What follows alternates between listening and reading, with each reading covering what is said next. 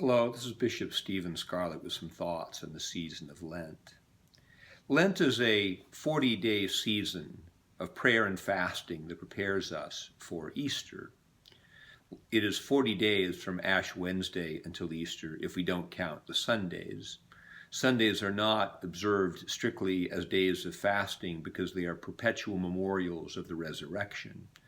The Sundays of Lent are properly observed with a slight relaxation of the fast, although not with a complete Easter celebration. Fasting is a neglected discipline in the contemporary church, though it was practiced historically by almost all Christians at all times. Jesus assumed that Christians would fast. In Matthew 6, he said, quote, "When you fast, be not like the hypocrites."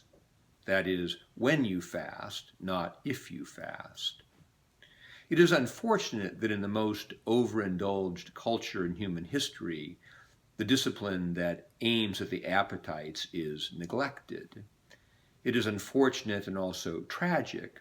So many people deal with addictions and with habits that cannot be broken. Fasting is the spiritual discipline that proclaims our freedom. We practice saying no to things in order to gain the ability to say yes in the right way.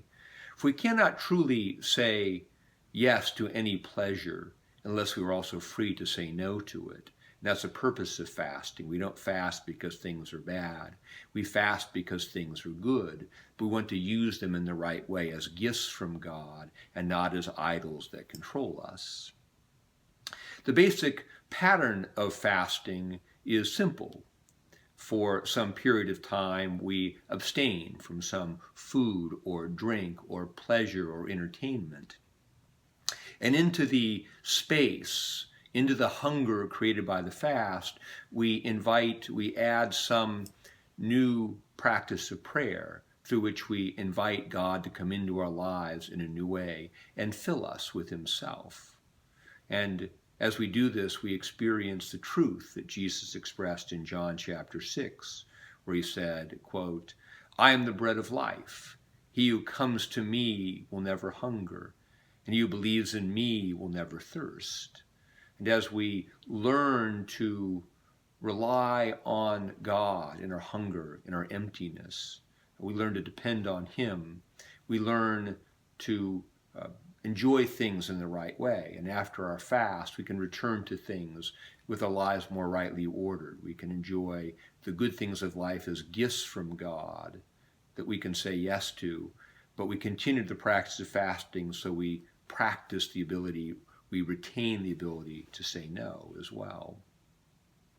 So for the season of Lent, the way we practice Lent is for the 40 days of the season, we adopt some practice of fasting.